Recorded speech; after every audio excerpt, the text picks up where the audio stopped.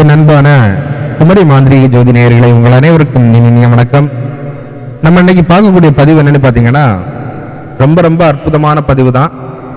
என்ன பதிவு அப்படின்னு பார்த்தீங்கன்னா, சுப்பிரமணியர் வசியம். இது பழைய ஏடு முறையிலிருந்து எடுக்கப்பட்டுள்ள விஷயம். இதை வச்சு நீங்கள் நிறைய காரியங்கள் சாதிக்கலாம். நீங்கள் என்ன கேட்டாலும் இதை வைத்து நம்ம பண்ணலாம். இந்த சுப்பிரமணியர் வைத்து நீங்கள் நிறைய விஷயங்கள் பண்ணலாம். எம்பெருமான் முருகப்பெருமானுடைய அருளால் நீங்க என்ன செய்யலாம்? எந்த விஷயங்களையும் அற்புதமாக சாதித்துக் கொள்ளலாம். சரியா?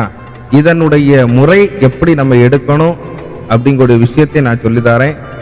நல்லா ஸ்கிப் பண்ணாம கேளுங்க. நம்ம சேனலை சப்ஸ்கிரைப் பண்ணாத நபர்கள் சப்ஸ்கிரைப் பண்ணுங்க. வீடியோவை கண்டிப்பா லைக் பண்ணுங்க.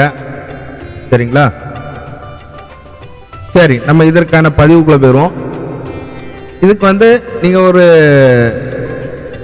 செம்பு தகடு, ஒரு 6க்கு 6 கணக்கில் நீங்க நினைச்சிடுங்க. செம்பு தகடு ஒன்று எடுத்துடுங்க.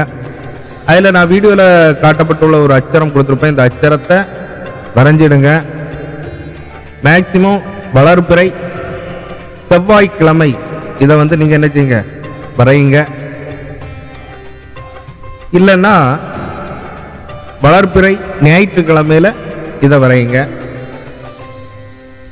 இதுக்கு நீங்க ஒரு 48 நாள் விரதமாக இருக்க வேண்டிய சூழ்நிலை இருக்கும். அது கணக்காக்கி நீங்க இருந்துடுங்க. இந்த எந்திரம் நைட்டு இரவு வேளையில குரு ஓரை இல்லைன்னா சுக்கிர ஓரை பார்த்து நீங்க இந்த எந்திரத்தை வரைஞ்சிடணும். சுக்கிர ஓரையோ குரு ஓரையிலையோ இதனுடைய எந்திரத்திற்கு அபிஷேகம் செய்யுங்க. பூஜையை ஆரம்பிங்க. சரிங்களா? ஞாயிற்றுக்கிழமை சுக்கிரவார குருவாரை பார்த்து எழுதுங்க. எந்திரம் எழுதாதான் அதே மாதிரி தான். அதே மாதிரி சுக்கிரவார குருவாரையில் நீங்கள் என்ன செய்யுங்க, பூஜையை ஆரம்பிங்க. ஒரு விளக்கு கொளுத்திடுங்க. தலைவாழை இலை போட்டு பூஜைக்கான சாதனங்கள் உங்களுக்கு தெரியும். நான் ஆல்ரெடி பதிவில் நிறைய கொடுத்துட்டே இருப்பேன். நார்மலாக வெத்தலை பாக்கு பழம், அவல் பொறி கடலை, தேங்காய் பழம். சரியா? இப்படி வச்சு நீங்கள் என்ன செய்யுங்க, பூஜையை ஆரம்பிங்க. முடிஞ்சுன்னா ஒரு பஞ்சாமிர்தம், இந்த பல வகைகளை அனைத்தையும் கட் பண்ணி போட்டு ஒரு பஞ்சாமிர்தம் பண்ணுவோம்ல, அது ஒன்று வைங்க. வைக்கலாம், நல்லா இருக்கும். இதற்கு நீங்கள் பூஜை முறையில் நீங்கள் எப்படி இருக்குன்னு பார்த்தீங்கன்னா, எப்பவுமே மனதை தூய்மையாக வச்சுக்கிட்டு தான் நம்ம எல்லா விஷயத்தையும் பண்ணணும் அப்படின்னு நான் உங்களுக்கு சொல்லியிருக்கேன். நீங்க இதற்கு ரொம்ப நீங்க என்ன செய்யணும், மனதை சுத்தப்படுத்திக் கொள்ள வேண்டும். தேவையில்லாத எண்ணங்கள், தேவையில்லாத விஷயங்கள்ல என்ன செய்யக்கூடாது, தலையை போடக்கூடாது. முடிஞ்ச அளவுக்கு காரசாரமான உணவுகளை நீங்க எடுக்கக்கூடாது. என்ன செய்யணும், இந்த பருப்பு, நெய், சர்க்கரை, இந்த மாதிரி அது என்னன்னா கொஞ்சம் சாஃப்டான உணவா இருக்கணும். ரொம்ப காரமோ உப்போ இந்த மாதிரிப்பட்ட ஐட்டங்கள் எடுக்காத அளவுக்கு நீங்க என்ன செய்யுங்க, இதற்கான விரத முறையை கடைபிடிக்கணும். யார்கிட்டயே தேவையில்லாத வாக்குவாதத்தில் நீங்க இருக்கக்கூடாது. அமைதியா நீங்க என்ன செய்யணும், நான் சொல்லக்கூடிய மூல மந்திரத்தை ஒரு நாளைக்கு 1008 உரு நீங்க போடுங்க. சரிங்களா? இது எப்படின்னா, நடு ராத்திரியில நீங்க இந்த உரு போடுங்க. நான் சொல்லியிருந்தேன்ல, சுக்கிரவார குருவார நைட்டு வரவுடைய கணக்குக்கு நீங்க என்ன செய்யுங்க, இந்த உரு போடுங்க. மனதை ஒருநிலைப்படுத்திக்கிட்டு நீங்க ஒரு விஷயத்த பண்ணுங்க. முதல்ல கணபதி தியானம் பண்ணுங்க, குருவை தியானம் பண்ணுங்க, குல தெய்வத்தை தியானம் பண்ணுங்க, இஷ்ட தெய்வத்தை தியானம் பண்ணுங்க. சரியா? அதுக்கு பிறகு நீங்க இந்த விஷயங்களை பண்ணுங்க. எந்திரம் எழுதும் போதும் எந்திரம் எழுதுவதற்கு முன்னாடியே நீங்க என்ன செய்யணும், எந்திரத்தை சுத்தி பண்ணிக்கணும். சரியா? இந்த முறைகள்லாம் நல்லா உங்களுக்கு ஏற்கனவே நம்ம பல பதிவுகளில் நம்ம கொடுத்ததுனால எல்லா பதிவுலையும் நம்ம அதெல்லாம் சொல்லிட்டு வந்தோம்னா உங்களுக்கு என்ன செய்யும், டைம் விரயமாவதற்கான நேரம் இருக்கும். அதனால நான் ஷார்ட்டாக சொல்லி கொண்டு போகிறேன். சரியா? அதுக்கு பிறகு நான் சொல்லக்கூடிய இந்த மூல மந்திரத்தை நீங்கள் என்ன செய்யுங்க, டெய்லி 1008 உரு நீங்கள் போடுங்க. சில பேருக்கு அவருடைய மனம் எப்படி இருக்கு, மனம் ரொம்ப தூய்மையான மனம், நல்லவர் அப்படின்னு இருந்தால் 6 நாளில் என்ன செய்யறோம், இது சித்தி ஆகிவிடும்.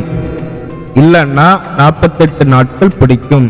அதையும் கொஞ்சம் மனம் ஒரு மாதிரிப்பட்ட நபராக இருந்தால் இந்த பூஜை நீங்க பண்ணாதுங்க, அது வேஸ்ட். சரியா? நம்ம மனம் எந்த ஒரு நிலையிலையும் சலனப்படக்கூடாது. சலனப்பட்டு மனம் எங்கேயோ இருந்துக்கிட்டு நான் ஏதோ ஒரு பூஜை பண்றேன் அப்படிங்கிறதுக்காண்டி பண்ணக்கூடாது. மனதை ஒருநிலைப்படுத்தி ஒரு விஷயம் பண்றோம்னா அதை வந்து அப்படி அதான் அப்படின்ட்டு இருக்கணும். சரியா? அதை வந்து நல்லா புரிஞ்சுனுங்க. நிறைய பேர் கீழே கமெண்ட்ல போட்டுறாங்க, ஐயா நான் 41 நாள் வச்சுட்டேன், அன்னைக்கு அதில் ஒரு கமெண்ட் பார்த்தேன், 11 நாள் நான் வந்து மந்திரம் சொல்லிட்டேன், அதனால எனக்கு சக்தி ஆகலை. மனதை ஒருநிலைப்படுத்தி மனதை தூய மனதோடு ஒரு காரியத்தை அது வந்து நல்ல காரியமா இருந்து நீங்க சொன்னீங்கன்னா மட்டும்தான் என்ன செய்யும், அது சக்சஸ் ஆகும். எதுவுமே பொது நலத்திற்காக சுயநலத்திற்காக எந்த காரியமும் இங்கே இதாகாது. இறைவனை பிரார்த்திப்பதே அப்படிதான். எந்த ஒரு பலனும் எதிர்பாராமல் நீங்க இருந்தா மட்டும்தான் அதனுடைய விஷயம் வந்து சக்சஸ் ஆகும். உங்களுடைய காரியத்தை சரியாக செய்து கொண்டே இருங்க, பலன் என்பது ஆட்டோமேட்டிக்கா நடக்கும்.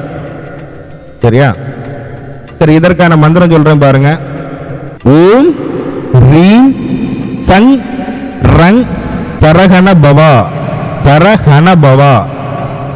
ஓம் ரீம் சங் ரங் சரஹண பவா, சரஹண பவா. நல்லா புரிஞ்சுடுங்க, சரஹண பவா.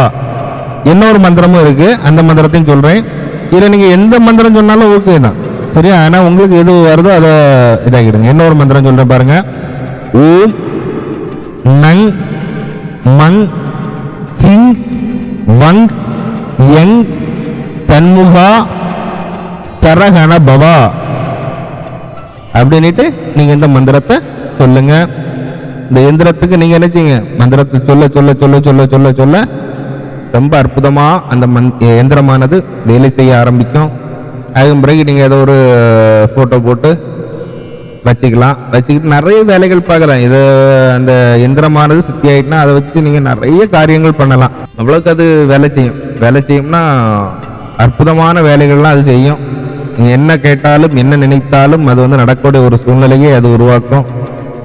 தினந்தோறும் பூஜை பண்ணும்போது உங்களுக்கு செல்வ வளமா இருக்கட்டு, ஏவல் பில்லி சூனியத்தினால பாதிப்பா இருக்கட்டு, இல்லை எதுவும் தீர்க்க முடியாத நோய்களா இருக்கட்டு, எல்லாமே மாதிரி பக்காவான பலன் அளிக்கும். இருட்டறையில கடந்து நம்ம கஷ்டப்பட்டுட்டு இருக்கோம் அப்படின்னா ஒரு அற்புதமான ஒரு ஒளியாவி, அது ஒரு பந்தமாவி, அது ஒரு நெருப்பாவி, அது வந்து ஒரு பெரிய சூரிய பிளம்பு கணங்க உங்களுக்கு வந்து அது ஒளி தருவதற்கான ஒரு வாய்ப்பாட்டு இருக்கும். நீங்க வந்து அதை நல்லா பயன்படுத்திடுங்க. நம்ம சேனலை மறக்காம சப்ஸ்கிரைப் பண்ணுங்க, லைக் பண்ணுங்க, ஷேர் பண்ணுங்க நண்பர்களே. பதிவுகள் நிறைய வந்துகிட்டே இருக்கு. மிக்க நன்றி.